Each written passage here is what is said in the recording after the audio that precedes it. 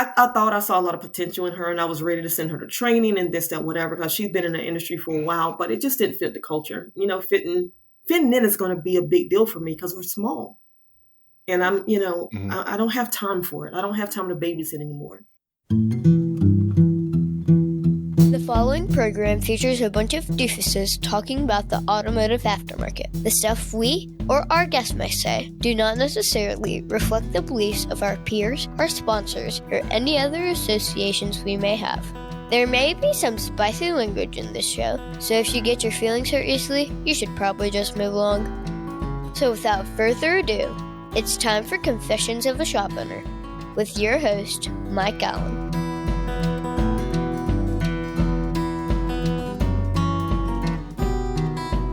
Doing the videos with him, the tech would be chasing him out the door for not paying him on the job. I'll get you on the next one. He's good. He's funny. We're talking about Elite Voice, who's a TikToker, service advisor at, I think he's at an Audi dealer in Texas or something. Yeah, something. Yeah. Oh my gosh, it's funny. Yeah. So him and the Subaru chick, the Subaru girl, she's pretty funny too. Subaru girl, which one? So she hasn't made her way onto my algorithm yet, but I also don't know if I've seen that one. Yeah, she's pretty funny. So I saw you, Tonnika. Saw you earlier today on with Jimmy Lee, doing something for. It was just hanging with Jimmy. What were y'all talking about? So we were following up on the conversations we had at the Institute, the little lightning talk that I gave. Okay. We were just talking, shooting the breeze. Nice. What's it like being a awesome, Superstar. Famous shop owner who everybody wants to talk to and they want to have you on podcast and live streams? I don't know, Mike, you tell me. What is it like? Tell me about it. Nobody wants us. To get you on here for weeks. Yeah. Mike had to start his own. Yeah. Tell me about it. I'm so in love with my own face and my own voice, and I couldn't get people to have me on their show, so I just F it. I'm starting my own. The guy behind you, the little balloon guy's killing me. I don't know why. The wacky waving inflatable arm flailing tube man? I was so happy to send that. Yeah. Yeah, that is a gift from Miss Tonnika. She is a serial gifter of anonymous silliness around the industry. Because we have to. These people are mean. How about people are mean and grumpy. I know the computer's back there. Disco. So this is okay. So I do need to fess up here. We've had some technical difficulties. We're over 30 episodes in now. We've had some technical difficulties on and off throughout the series at this point. And almost always it was my dinosaur of a computer having hardware issues that were. He'd be restarting that thing. The lights would be dimming in that room. But that's like a gaming computer. That's. Oh yeah, he's gonna be awesome now. Yeah. Well, I mean, so Brian makes a joke about how his unnamed software is the covered wagon of shop management softwares. I have the covered wagon of podcast host computers. And we've lost 3 good episodes because of my computer screwing up. Well, you better not use mine. That's my new one that arrived today, and I didn't get it set up in time. So I've got one monitor over here that's running it, but I'm having to load everything and transfer everything. So this is the final episode on the dinosaur computer before we move to the tech metric of computers. Really? I get the last crappy episode? Yeah. I don't get the new stuff? Ooh. Wow. You're kind of fuzzy, and the audio is going out there. I can't understand what you're saying. You heard the hell what I said. You heard me. Anyway, so I'm excited to get that thing hooked up so that Braxton doesn't have to work nearly as hard. I mean, the thing looks awesome. It looks great. One of the first things I got to do is figure out how to turn off those damn lights because I'm not at a disco. Duct tape. You are. Duct tape. But no, and then you have to learn to stop typing like this. You're going to have to learn to type. Oh, that's I have BS. started putting that into my pre-screening questions for technician and service advisor. Are you a 10-key typer? For a service advisor, they have to be able to type 40 words a minute with minimal mistakes. For a technician, it doesn't really matter that much, right? But Windows Hello. You can talk into that thing. It'll type it out for you. Man, we've got an industrial print shop directly behind our shop, and they have one of those giant vacuum cleaners that sucks up all the shavings, and it runs from before we open until after we close. Bluetooth headset. You can't hear shit at CarFix. So you cannot hear shit we gotta at drive CarFix. a block. We gotta drive a block away for noise diagnosis issues. Just come on. Is it really that loud? No. Oh my god. Like when all these people come out and they want to do video content at the Tonnika shop. doesn't believe you. She just shook her head no. No. She's like, he's full of shit. My name's Matthew Schwab, own Clutch Automotive. We have 6 locations here in the Houston area. Having a web-based solution is a game changer. I can effectively work remote. I can go to the soccer practice and then pick up right where I left off. I don't have to be in the shop. I can be home with the kids for dinner and just get work done afterwards if I need to. And so it's tremendously helped me as a father, as a husband. Being able to see my shop on my phone just keeps your shop moving and rolling. So if you're feeling busy now, implementing TechMetric is gonna increase your bandwidth and increase your time tremendously. Hey there. I'm going to tell you about something that has completely transformed how I run my shop, TechMetric. As a 20-year shop owner, outdated systems used to slow us down. Everything was clunky, from check-in to estimate building to customer updates. It all felt just super inefficient. Switching to TechMetric has changed everything. With TechMetric, you get a powerful shop management system that includes DVI, quick and easy estimate building, inventory management, real-time reporting, amazing customer communication, and it's really easy for your employees to learn how to use the software. I'm talking like a one-day learning curve. On top of that, TechMetric has tons of other tools to make you an even better operator. Stuff like integrated payments with buy now, pay later options is a huge asset. Ask me how I know. And recently, they've added a CRM component with their partnership with Shop Genie, which I'm a happy Shop Genie customer already, so I'm super excited about that. Now, obviously, there are a lot of factors at play here, but I want to give you some facts about my business since I made the change to TechMetric. In September of 2020, when I switched to TechMetric, my ARO was $293. In September of 2024, we were $916. That's over 300% growth. Now, I'm not saying that TechMetric created all of that change, but I'm 100% saying that I couldn't have come this far without TechMetric. It's a key factor in our growth and success. If you're ready to level up your shop, TechMetric has everything you need: productivity, revenue, customer experience. Measure up by every measure with TechMetric. Tap the link in the show notes to learn more. I don't even know when to believe Mike anymore. Mike's such a bullshitter. Like, you know you come out it so smoothly with it, though. I have train tracks next to our shop, and it's not really that loud.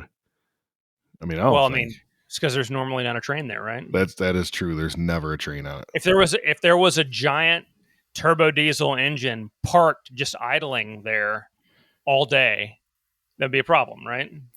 I don't know. Meh. Yeah.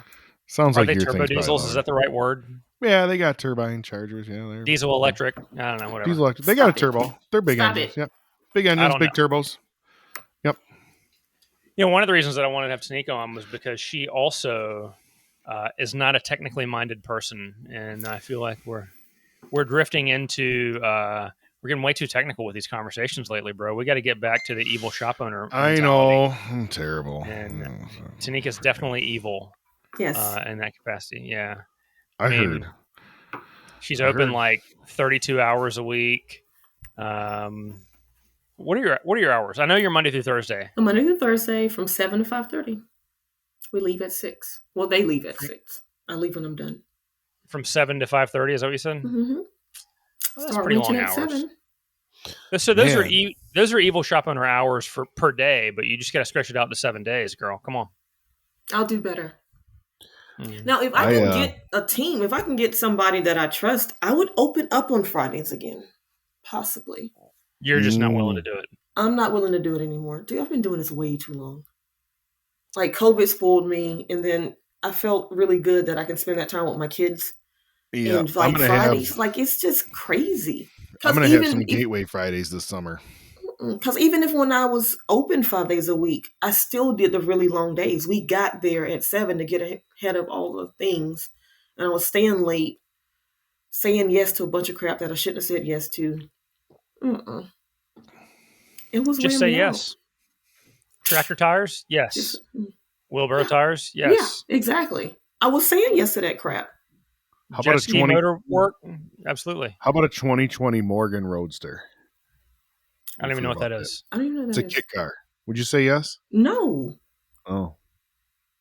But you like that stuff. You're feeding off of it. Like, you get excited when you saw it, didn't you? Actually, I was inclined to go hard no, but it's actually got a Ford 3.7 out of a wrecked Transit in it. So it's just like working on a Transit van for the problem it's got. So I'm just like, whatever. It's fine. So, I mean, that's a different things for different people. What's it? Different strokes for different folks. I just did I'm finish not one of those folks. I finished up a 78 280Z that I probably would have bought from the guy if I could fit in the thing. No, I get mad if there's anything 20 years older in my shop. I'm like, why is this here? Oh yeah, I don't want an 04 Grand Am in the shop. Don't get me wrong. This thing was pristine, and he was paying. You know, it's all in what they're willing to pay, right? Right. I just know that when you had to go to Dutch for feedback on, it was that old.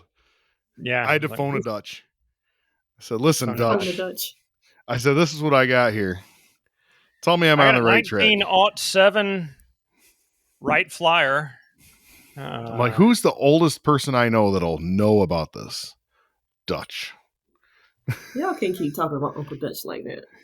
I adore that man. I just announced today that officially, I mean, I guess Tonnika and I knew, but we just announced today officially that he is teaching a class at the ASTA Expo this year. That's fantastic. And I don't know that we've announced the title and topic of the class, but I feel like I can say it now because this won't be released for 2 weeks.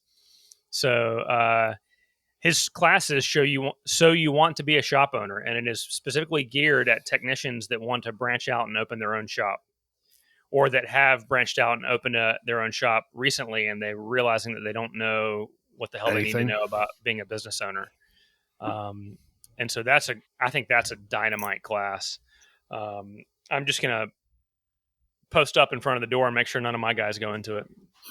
So that is a good class, because you can imagine, like, when we're in the forums and the guys that used to be like, how come Mike doesn't do any of this? Well, no, the guys are coming in the forums and they're like, oh man, how much do I charge? Like, you don't even know what you're doing. It's more than turner wrenches. And once they realize that the boss that they used to have really didn't make all the money that they thought he made or she made, they're over there. Oh no, everybody's getting rich. Yeah, everybody's getting rich on your back. Yeah. Like the true cost of an employee. You're doing $100,000 a month. You must be making, I don't know, like 80 grand a month, right? Like the owner, right? So I'm not getting. Oh yeah, easy. So so you know what they do? Those fresh startup businesses trying to figure out, at least they're trying to figure out how to set their systems up. They call every shop in town and ask them what their labor rate is, right? Mm-hmm. And so we got one of those yesterday at the shop. My newest, greenest service advisor, and he is a freaking rock star already. He was an HVAC guy. It was in the HVAC. Oh, this is that guy. Oh, the guy that moved down, And he is he loves customer service. He loves teamwork. He doesn't have bad habits. So he said, here's how you do it. And he just fucking does it that way. And oddly, it works when you just do it that way and don't overcomplicate it and try to know how to do it better. Plus, he's probably not bashful, right? He's probably getting pretty used to. He already was telling people they were going to spend 25 grand to have some low level technical work done on their house. Yeah. Like some stuff that ain't that hard to do. Well, okay. We'll get back to the price shopper and the labor rate shopper that he had to deal with. But he came in, I met him because he came to my house, sat at this desk right here, and he presented me just smooth as ice, $20,000 AC repair, right? And like, I knew it was going to be big because he came in and he was asking all the fact-finding questions, and he was asking the fact-finding questions that he needed to know the answer to overcome objections further down the process. How much do you think a new system costs? All that stuff, right? Was he doing that? Did he give you found that? out if I was the primary decision maker or if I needed to get my wife in on the phone too so that we could talk together as a group. And he asked me, mindset questions about budget and did I want top of the line or did I want, just barely getting by? And so the compressor had failed on one of my units, and he went ahead and laid the groundwork about all the reasons why replacing just the compressor was a bad idea, yada, yada, yada. And I was like, oh yeah, this guy's a student of the craft. And so I ended up asking him, what kind of podcast he listens to and stuff, because he's on the road all day, because he's the first person this company sent in just was like whiff, whiff, whiff, whiff. You could tell he was missing all the points that he was supposed to make. And I was like, you know what? Just email me a quote and we can talk about it. I'll call you back next week. And I saw him feverishly on his phone. I said, my boss is going to be here in 10 minutes. And so they called in the heavy hitter, I guess, because he was missing. But ended up bringing him on board, and he is just killing it, man. I've got nothing but positive vibes about where this guy's going. If you're like me, you know there's always hidden revenue in missed maintenance sales or overlooked customer concerns. Detect Auto helps auto shops unlock that revenue by analyzing vehicle service histories, pinpointing maintenance recommendations, and equipping advisors to confidently address customer questions. It's easy. It integrates with your existing software, and your team will love it. Check out detectauto.com and see how your shop can stop guessing and start selling better service recommendations today. Anyway, so he gets the call today, and it's this woman who's like, hey, I just need to know what your labor rate is. And nobody ever calls without preamble and says, what's your labor rate, right? Right. Unless they're married just want to know to, what their or labor their rate is. boss or their husband said, call every shop in town and write down what their labor rates are. Yeah. Right. And he went into our script and he was like, oh, absolutely, I can help you with that. What type of problem are you having so that I can know what the correct answer is? And she's like, I don't have a problem. I just need to know what your labor rate is. And he just hadn't been prepared for that. And he didn't know enough to know that that's just a price shopper from another shop or whatever else. Mm-hmm. And so we had a really fun role play with that this morning at the morning meeting. He actually called me because he's off today. He called me yesterday and we role played it on the phone. But that's so funny that, shop owners who they don't know any better, right? It's not malicious intent. They just don't know what they don't know. They think that they got to set their price based on what other people's prices are. And you should know what other people's prices are, because it does matter what the market in your area is. But it's not relevant if you can't pay your bills. Yeah. The price is what it's got to be to have the appropriate profit that you 100%. Decide what appropriate is on top of your expenses, right? Yep. So I don't know. It's just, I thought it was funny. And funny. I remember 2003 doing the exact same thing, calling all the shops in town. Been there, done that. I didn't at least say what your labor rate is. I said how much for brakes, right? Or how much for an alignment, or got price on tires or whatever. Do you think that there's an HVAC service owners forum talking about how some shitty shop owner swiped their freaking star sales employee? Oh, God. Yeah, that episode was dropped today. There are 100% groups like our groups for HVAC. Do you think the guy that owns the HVAC company is complaining about you for swiping his employee? I sent my guy out. He 100% told him that I was a liar and there's no way I was going to pay him as much as I was saying. And it was, he was going to get here and realize what a huge mistake he had made and everything else. And now he's calling all of his buddies being like, hey, you need to come work in the automotive space. So. Yeah, because he doesn't have to crawl under a house or in an attic. Or in attics when it's 130 degrees. Freaking spiders and crap. Ugh. Yeah. Spiders and snakes. I would rather have my car broken down than have a hot house. So those customers have to be pissed off. And they're spending, $20,000, $30,000. And most houses don't have one unit anymore. Here's my confession for the episode. I am a terrible customer. Oh, man. So I got 3 quotes. I got this guy's company. And I tell you what, even to the day that he started at CarFix, he was like, hey, boss, you still need to fix that thing, man. And there's nobody better than the company that he was with. Tell me you ordered a compressor off of Temu. You're on it. So I 100% called around until I found somebody who would just come and put a compressor in it. Heck yeah, brother. And it's a 15-year-old trained system, and the compressor got here yesterday. And you freaking found someone to do your brakes that's working out of a storage unit. You scumbag. Yes. You freaking scumbag, man. And I'm getting what I deserve. It's all fun and games. Because he put the compressor in, he was like, hey, your thermal expansion valve is not working. That's probably what killed your compressor in the first place. It's going to be another 2 weeks and about $2,000 for that. And so you're sitting there hot as hell in the house. Just hot. Well, I got 3. The house has 3 units. So it's Which this floor? office, and the kitchen, which is next door, are warm, but whatever. I got a nut fan under me right now blowing up. So Well, you could have kept the nut part out of it. Everybody, look, I don't our have a listeners nut know what a fan. nut fan is. Yeah, that's kind of weird. Right. But Mike Remember was the saying old- I did that crap one year. Just like, no, just put a compressor in it. Just put a Remember the Band-Aid old on it. Toyota 4Runners used to have the vent down low in the knee bolster? Oh, man, that was a great vehicle. Shorts on, you start getting cold. Whew. Yeah. It was a fantastic I'm vehicle. completely uncomfortable in this conversation. Okay. Back to Mike's cheapness. Hey, so anyway, it'll be an ongoing saga because right now we're a month and a half without AC in my office, and I'm just sweating it, dog. I'm $4,800 in, and I still have no AC, and my new employee is laughing at me uncontrollably at my As he idiocy. should. Hey, It's if I like- spend another $2,000 and I get 2 years out of the system, It's like when somebody doesn't want to pay you DIG and they've bolted all the parts on the car and it's still broke. And you're like, well, so the second dude that came out, I was Damn, how I was many at the dudes Napa came thing. out? 3. I got 3 quotes. Okay. Tonnika, I it's like every problem car, every shop and their brother has looked at the thing, but nobody can fix it. No, it just turns out the owner doesn't want to pay anyone to fix No, it. yeah, they don't want to fix it the way I want it fixed because they Yeah. know better. 'Cause you're the I'm a expert. terrible customer. So the second one came while we were at Napa, the Napa thing in Vegas, Yeah. right? Napa Now.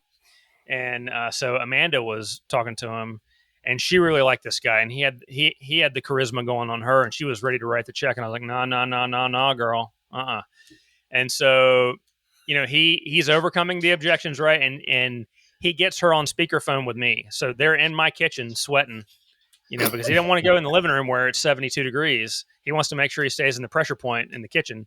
And they call me in Vegas, and we're on the phone.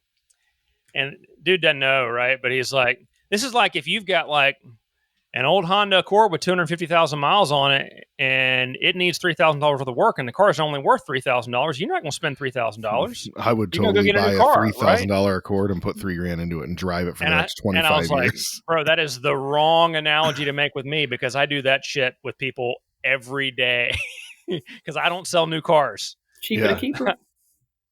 So anyway, we're putting an engine in this 500,000 mile 2001 Civic. We'll see how it goes. Nice. We just see how many episodes beyond this one I have Get this down. nice sheen on my forehead. I know, you're It's just like all 82 sweaty. degrees in here right now. Yeah. Nah. So Hold I'd on, be I mad gotta as hell. evacuate. hey, we're 20 minutes in. Brian's having animal issues, and I feel like we should introduce our guest. That's probably a good idea. 'Cause nobody knows me. Hi, Miss Haynes. How are you? I'm good. How are you? For the people that have been under a rock, can you just kind of introduce yourself and where your business is and why you're famous? One, I'm not famous. My name is Tonnika Haynes.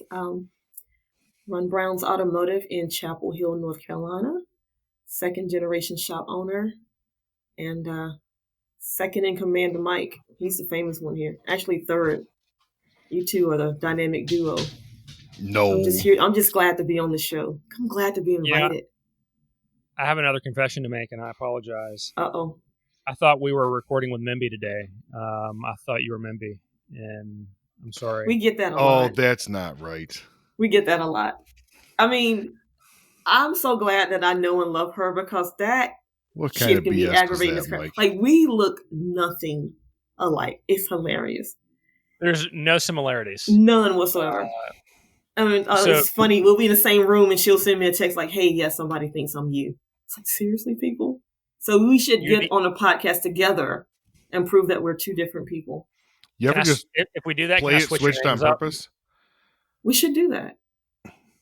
So, for those that don't know, Memby Dowd is the owner or one of the owners of Casey's Tire Pros in Greensboro, North Carolina. She's the vice president of ASTA, and Tonnika is on the board of ASTA. They're the two black women on the board, and so therefore they obviously are the same person. Absolutely, or interchangeable. Yeah. And they are frequently there to remind us that we're just a bunch of old white guys as the rest of the board. So that is my job. Just shut up. Stop it. Well, how are things at Brown's Automotive? We're good. Like, everything's up and down, mostly up. The first quarter has been kind of sucky. Just dealing with customers, and everybody's afraid to spend $1 because they're afraid because the news told them to be scared. But for the most part, I'm doing a good job of overcoming objections and all the magic stuff that we have to do to close the sale. So I could complain. It wouldn't get me anywhere, but I think we're doing great. How is your, talking about overcoming objections, how's your front counter team? So strong right now? It's not strong. Is not it. I'm very lucky for who I have up there. I have a young lady. She is 22. She's been with me for like a year and a half, and she's doing a great job. Like, she really is holding it down. I'm so proud of her because I've really been traveling a lot and doing a lot of things and not going to work for maybe I'm at work half the time that I should be. And she handles it. She's doing a wonderful job. I'm still looking for a superstar service advisor, but I don't think I'm going to find it in the way that I used to finding it. Probably going to have to do like you, go outside the industry, because I have my rules and regulations, and there's just stuff that I'm not going to deal with anymore. So in the last 2 months, I've hired 2 advisors and fired 2 advisors. And somehow both of them were alcoholics. So that's scary. You say both of them are alcoholics? Both of them, I'm pretty sure, alcoholics, but we don't have to talk about that. Braxton, take that out. Can you send them down my way? Because I like a drink every now and then. If you don't actually have to work on anything, there's no excuse. Like, seriously, drinking during your lunch break to the point. Oh, that's Loserville 9000. Right. Yeah. To the point that the ladies next door in our body shop that we rent out next door said, hey, when we got back from Vegas, that's when I fired her. They were like, hey, do you know that she goes to the bar and drinks every day? Every day? Every day. Yeah, that's problematic. So, I mean, I was ready to send her to training and this, that, whatever, because she's been in the industry for a while, but it just didn't fit the culture. Fitting in is going to be a big deal for me because we're small.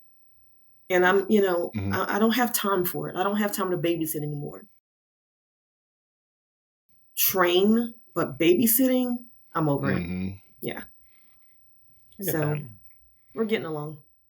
But I'm actually talked to Ash about HubSpot. HubShop. Did I get the right? HubShop Solutions? HubShop Solutions, yeah. Newest sponsor of the podcast. Thank you, HubShop Solutions. But you're wearing her out. Like, her whole concept is amazing. So if I get onboarded in July.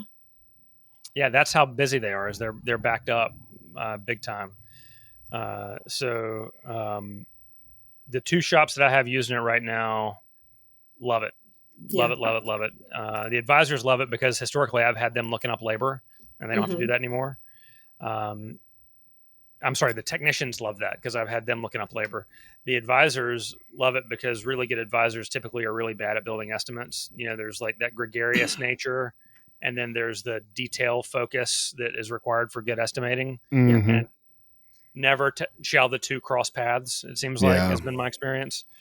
And so, there are some unicorns out there that can do both, but they're few and far between. So they're trying to figure out a way that they can, work on our 3rd shop, but we'll see. So yeah, I'm excited for that. Shockingly, Saturdays is the problem. No. Imagine that. Say that again. Saturdays are the best thing I've ever done. There you go. Good boy. There you go. There you go. Who's a good boy? Who's a good boy? He's a baby. He's a baby. So your dad started the shop in early 80s? Yeah, so we have similar stories. My dad started the shop in the early 80s, but a lot of people don't know we started as a body shop, collision center. So Dad's a body man through and through. When we moved to our current location, because we were in Carlisle in this very small shop, that's when we had the 2 buildings. Well, we have 2 buildings. And the second building, the service department, was to play a money game with insurance companies. And I say this over and over. A lot of people don't know how much money body shops lose. The old sublet. It's crazy. Yeah, so we did the sublet game. Oh, yeah, baby. Yeah, you're paying a body shop $45 an hour, whatever it is. I can't ever get the number right. And for suspension work. But if I take it up the street to Joe Blow's shop and you his can rate, sublet it for whatever. Exactly. Oh yeah. So yeah, we played that game, and that's how Yeah. I got into the service industry. Yeah. So when I did would you never sublet something from myself to myself. Yeah, we Ever. sublet When it. dealing with insurance or extended warranty, ever. I would never Why? have a separate LLC for programming, ever. Okay. another thing that you should never do is when you have a warranty issue that's covered by your chosen brand of warranty coverage, whatever company it is that you pay for your warranty, that Mhm. you should take it to the other shop because it's more than 8 miles apart, and you can take it to the other shop and run it through their warranty process and get paid for parts and labor, as opposed to, you should never do that. Definitely don't do that. Nope. Yeah. I feel like we're going to have to edit that part out. Yeah, please do. I don't think there was anything incriminating. We're just talking about what not to do. But right? yeah, so that's how I got in the industry. And when he retired 9 years ago, we rent the body shop out. There's no money there. And you're literally recycling money. You have to lie to gain, because insurance companies audit everything. They literally send someone in there weekly, monthly, to go through your ROs and audit it. And their job is to find $1 or $2. I mean, they're not coming in to find big problems. Each repair estimate, they wanted to find $1. And I was told at one point, yeah, this is my job. And if I do this, and if I save the insurance company $5 per repair order, over 1 million repair orders, boom, it's $5 million. So essentially, I always felt like I got ticked off with it at the end. It's like, this is Brown's Automotive. This is Brown's Auto and Collision. This is not Nationwide or Geico, because they really come in there and try to rule over the shop. And so in the beginning, when Dad retired and he decided that he was going to rent that out, I was a little disappointed, but now I know better.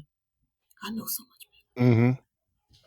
Yeah. And we did not advertise as a service center, so I didn't have a customer base when Dad retired. So yeah, I had to start from the ground up, and that's why I was doing all of those inspections and oil changes and trailer tires and calling around for other people's labor rates. And calling around for other people's labor rates. And I would have my receptions at the time, hey, can you call and see how much they're charging? And sitting there stalking other people's websites. What are they doing? What are they doing? How do they do that? Well, I guess now they're stalking me. I mean, literally a couple weeks ago, I had a guy call, and he has a great shop. He was like, hey, what are you charging? I was like, oh, yeah, I'm charging this. He was like, how? I was like, why are you not charging that? How? Because that's what I need to get what I need to have. Like, I think Jim Kokonis. I want a bigger boat. I want a bigger boat. What I eat does not make you fat. Why are you worried about my labor rates? You don't have my bills. God, I love that. What I eat does not make you fat. Other people's cake. No. What I eat don't make you fat. Do not use proper English. What I eat don't make you fat. Say it, Mike. Go. Ready, set, go. Hey, let me ask you guys this. My son today, that we had to start recording a little bit late because I had to go pick up my son from a field trip that I forgot about. I feel like we're about to dive into pop culture. Uh-oh. And he's not a man of many words, right? Getting him to text in complete sentences is a challenge sometimes. But they were running a few minutes behind, and I was like, actually, I think my response when he said they were running behind was "damn it," is all I said, because I'm also a man of many words in text. He said, "We at the Dunkin' near school," and then "we close." Yeah. So I feel like I need to correct him on that. Like, does he speak like that in public? No, never. Leave that never. Quit. It's fine to type short. Does he have big thumbs? I feel like I can relate to this. You're trying to type on a phone screen, bro. He's actually the tallest man in the Allen family already. He's in 9th grade. He's 6 foot tall. Well, you can't relate to what it's like to try to type on a smartphone when you're that tall. Yeah, well. Does he say, what's it, skibbity? Does he call you bruh? Skibbity? Are you bruh yet? I pulled the truck over one day. Sam said something like that in the back seat that I know that he saw on YouTube, and I put everybody on the seatbelts. I was like, I don't know what that word is, and we ain't saying it. I'm like, let those babies have their words. Like if I try to say it, Santana and Joe like, Mom, let's see this next play out. I said, oh, I can't say that. This is Sonny Delight went flying. Like nothing's you bussin'. I think that means it's good. Oh, there's just down from the Hillsborough Street store, there's literally an old school bus parked on the side of the road that has been turned into a taco truck, and it's bussing tacos. See? Nice. Yeah. I can get on board with that.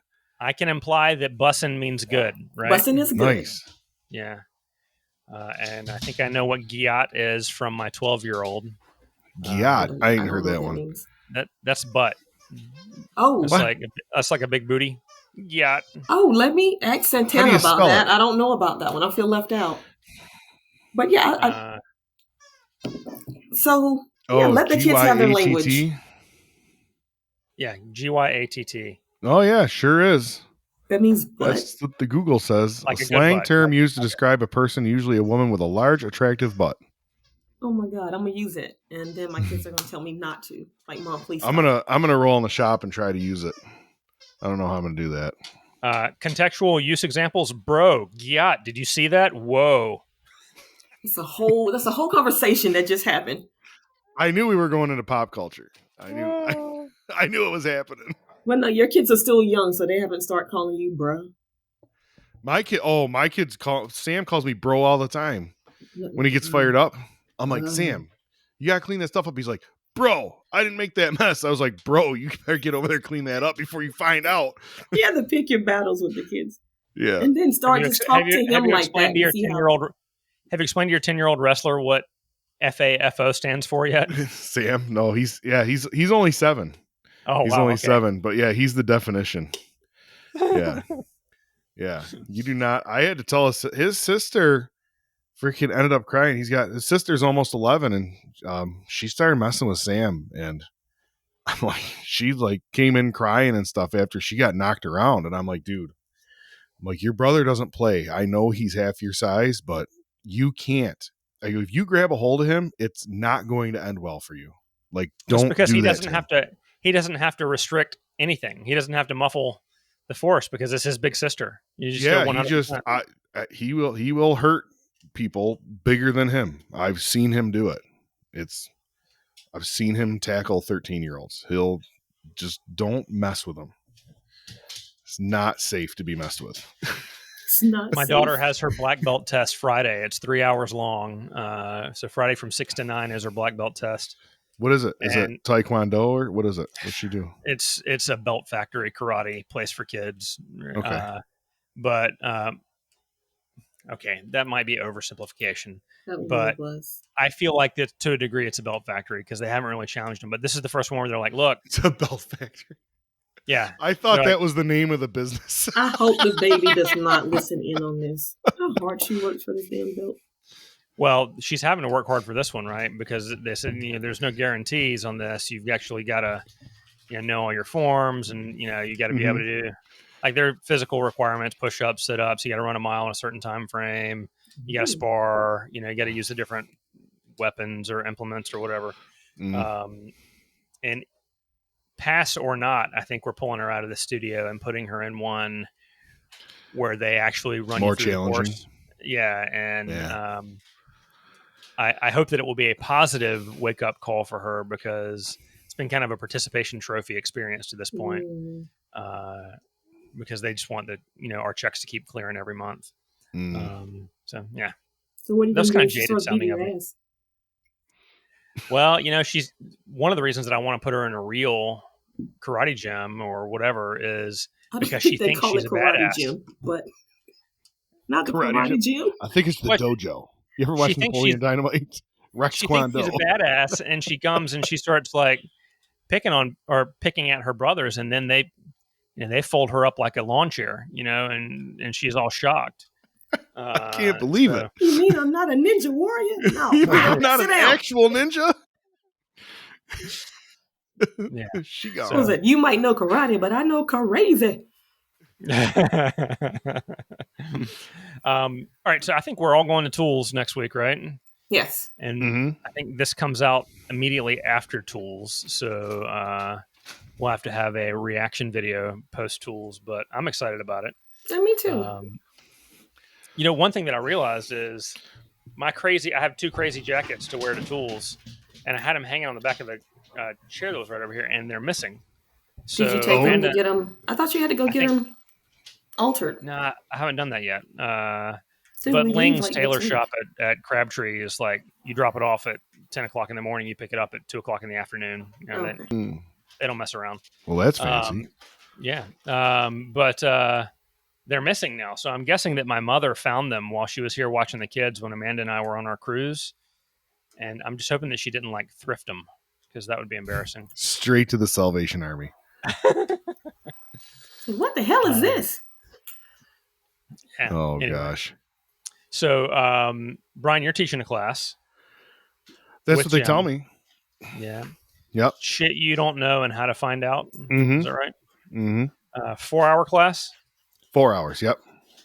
I know that you've got about 12 hours worth of content. Have you chosen which 4 hours you're going to present? Not really. We'll figure that out. We'll put it together. We have a lot of good content. Jim warned me. He's like, "You've got a lot of stuff here. I don't think we need any more." And I'm like, "We must have more for a 4-hour class." And then he was like, "Okay." And then I looked at it. I go, "Oh yeah, it's like 2 days worth of class, probably." 114 slides. Yeah, we have a lot. That's a lot. We have a lot. Well, we won't teach it all. We won't. We don't do we have a lot of material to cover. Hold your questions. We don't do that. So I think even like at ASTA last year, we had like narrowed it down to like, this is what we're going to include. And we didn't even get through all that because it's not really the reward isn't like how much can we cover. It's like, how much can people learn about stuff? And if we got to go slower so they get more, that's just how it goes, man. Well, and if the crowd gets engaged and there's back and forth, and that's a huge deal. Too. And they learn more when they're engaged. It's literal, like, it's not like an opinion. It's actual brain science. When there's back and forth discussion, they learn more than being lectured to. So you and Jim have both been known to be blessed with the gift of gab as well. Yes. So that could play into the running. We can talk way too long about something. Way too long. Tonnika, what are you teaching? Yeah. How to be a player. Nothing. I'm still a student. I'm not a teacher yet. Yeah, but Kim Walker, Mimby and I are doing something at the expo, ASTA. Oh, so I'm excited about that. That's exciting. Yeah. Can you tell us what it is yet? I cannot. Because you know why? It's top secret. I don't know. A secret. I don't know. So yeah, Kim Walker came up with that idea, and I'm like, hell yeah. I love it. Let's do something. What are you teaching, Mike? Oh, I'll just be teaching how to hold up one end of the bar, and Zeb will have the other end, and it'll be good. Okay, good. I'm sure you have a lot of attendees. I feel like we've fallen by Friday night shenanigans have fallen by the wayside lately, just because life's been so busy. Between kids' commitments and ASTA commitments and just travel and everything else. So I feel like we need shenanigans live. And so we keep Brian saying and Braxton that, but and you I never do it. Well, Brian and Braxton and I have been looking at different software suites that we can use to live stream so we can have like a call-in show. Yeah, a couple of cameras and a record board, a call-in line, the whole deal. So we've got until September. We got 4 months to pull this off. So I think we can do it, and that would be pretty fun to have like a live studio audience and call in. So, but we need to get like a PA so people can hear the person on the phone too. That would be so having call-ins would be amazing. I think so. That would take shenanigans to the next level. That would be fun. It'll be fun. It'll be a good time. So I am looking forward to also Avtech is going to be there. And one of the Thursday add-on classes is their EV safety certification class. And if you know what Avtech is, if you don't, you need to listen up to some of the podcasts they've been making the rounds. And it's not just book learning and a certificate. You have to then demonstrate on a live vehicle that it's you full circle training, have the competency, and then you get that competency-based certificate.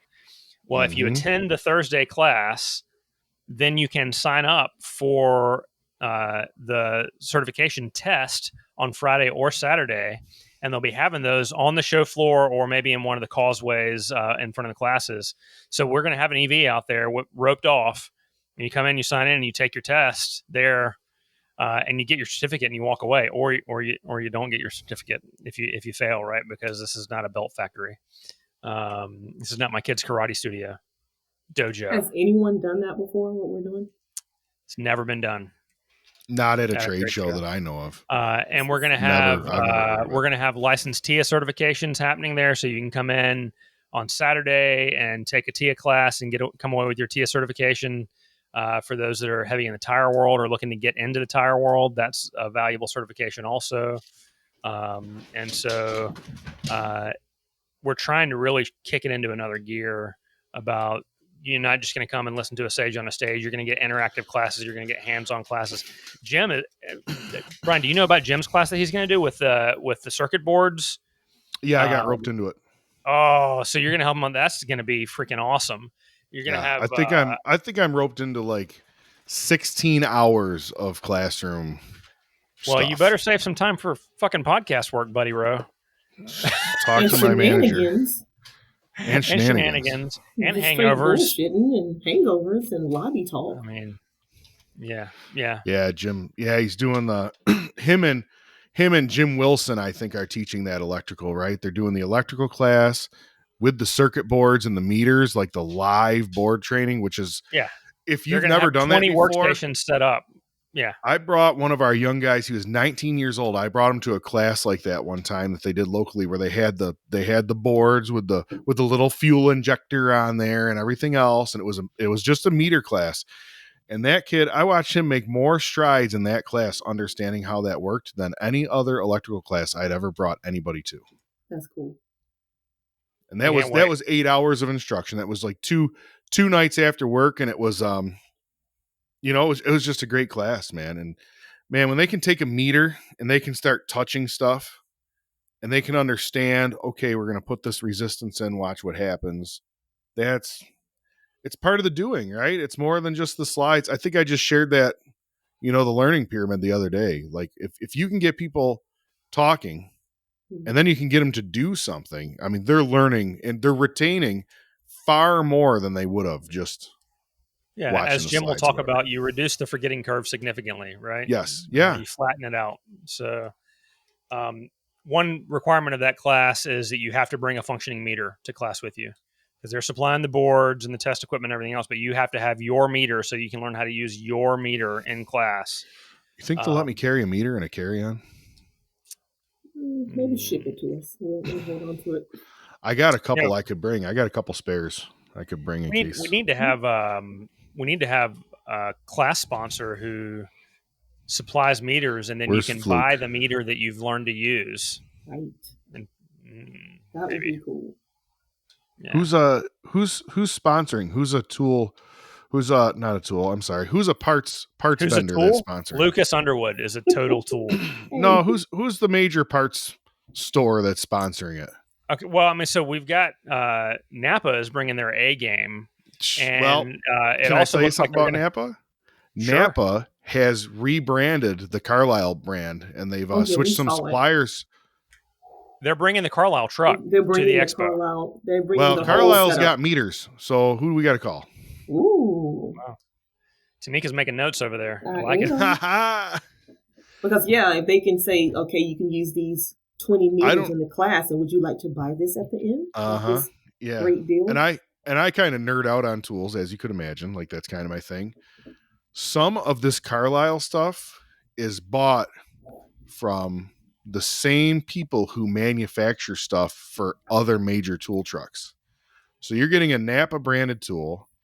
If you're on a Napa Auto Care program, I don't know if you guys have seen the new tool rebates for the people. I mean, some of it's insane. The money you can get for your people. Rebate program is crazy good. The apprentice tool rebate program is crazy.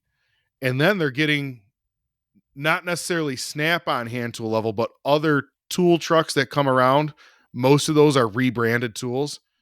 Carlisle's using the same manufacturer and just having them stick their green handles on them. You know what I mean? Like, it's not cheap. It's good stuff. You know what I mean? It's really good stuff. It looks great. I can't wait for the expo, because when we're in Vegas, that setup was amazing.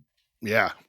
Like I you hope look they're at bringing it that like, whole what setup can Their I new buy? Carlisle stuff is really good. I started looking into like who's making this for them and who's making that. And I'm like, this is a serious deal. Like Yeah. if we're going to be able to, plus if you're an auto care and you get a discount and you get rebate and this, that, and the other thing, blah, blah, blah, blah. All of a sudden you're buying shop equipment that's like really high end stuff for less than you would have to pay, you know, and Well, and it's I good also feel stuff. pretty good about the fact that Napa,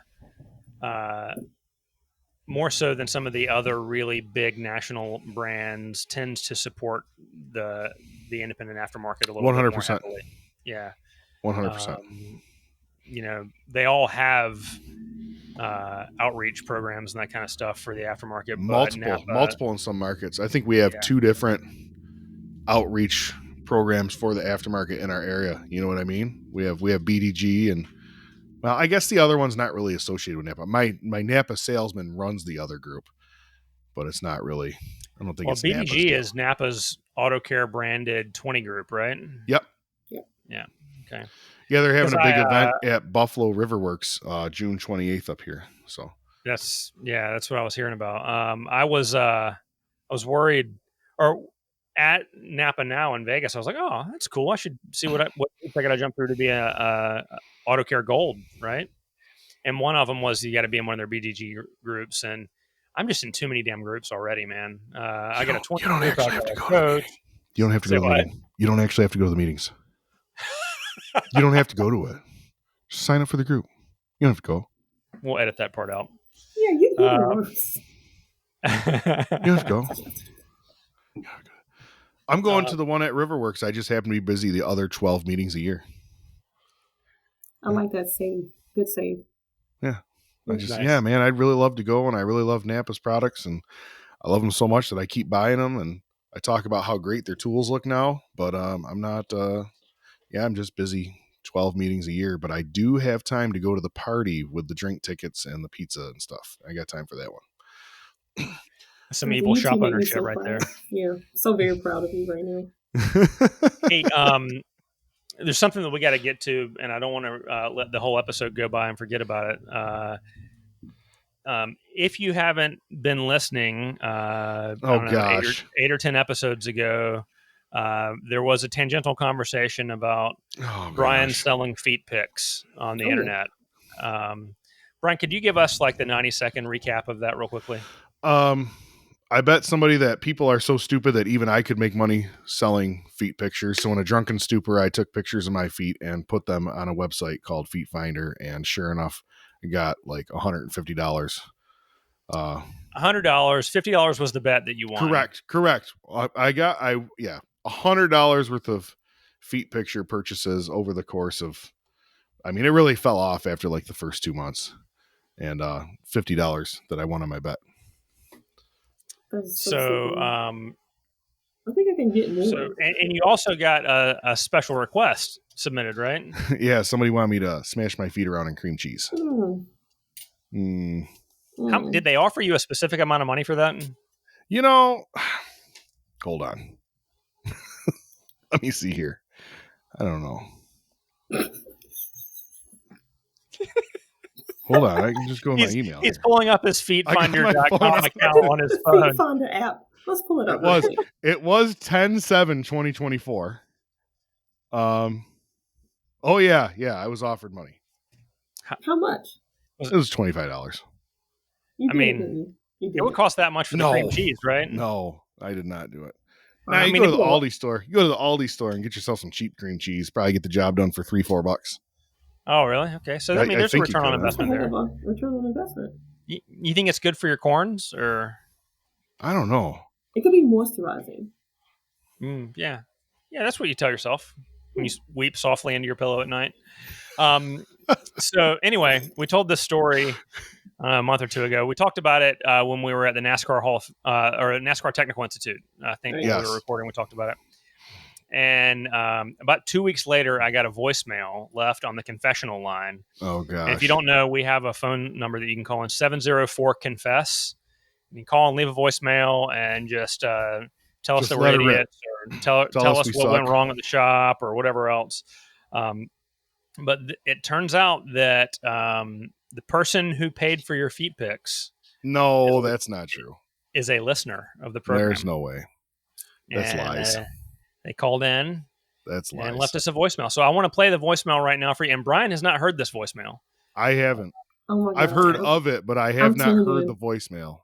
So, all right. I hope that the audio works. So let me know if you guys can hear it real quick. I'm praying it doesn't. I'm the sole benefactor of Brian's fucking Zeb. That's Zeb. Money that's on there, and I also am the one that requested the feet and the cream cheese because I love Brian's feet.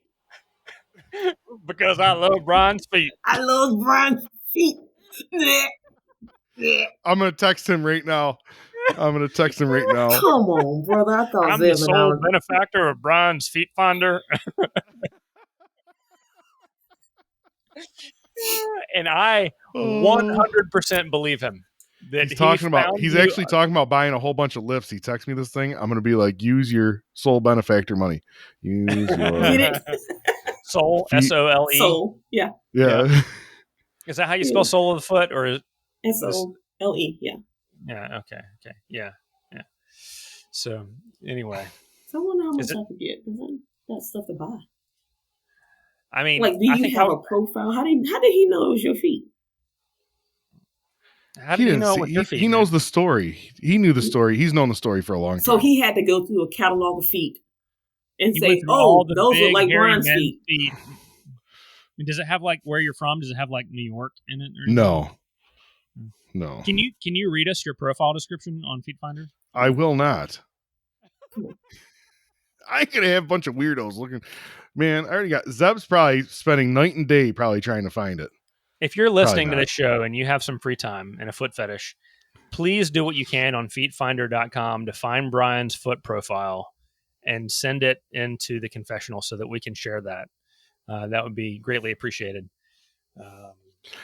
I can't believe that that's the conversation we're having. But one more time, just everybody be quiet. I'm the sole benefactor of Brian's Feet Finder. I paid all the money that's on there, and I also am the one that requested the feet and the cream cheese because I love Brian's feet. Because I love Brian's feet. I love Brian's feet. Look, if you love everything about somebody, you got to love their feet too, right? Oh gosh. My God. That's good stuff. He's been on the Feet Finder. Susie's been having him drive her around the lake to go fishing. He's freaking on the Feet Finder board. Oh, Feet Finder, Fish Finder, same thing. Yeah, Feet Finder, Fish Finder, whatever. I do have it on good authority that there are going to be special Strokers tanning bed stickers available at the expo. Yes. In case you want to get the little Strokers logo as your tanning into mark.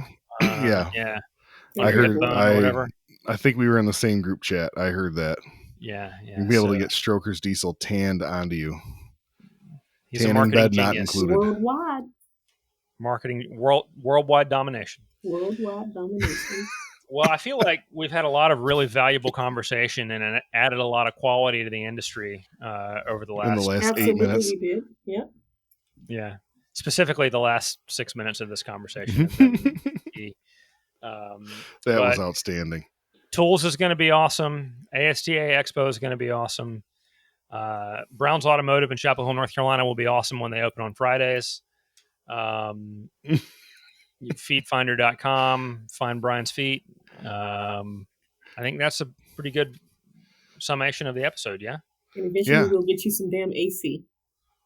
And one day I'll have air conditioning after I spend $20,000 a piece at a time. Instead of just $20,000. Like Johnny Cash. Man, that's what I was thinking. Me a dime. Yeah, exactly. Oh, well, man. Poor Mike. Tonnika, thanks for coming on. Not poor Mike. Poor Mike. I'll see you guys in a little bit. Bye, Mike.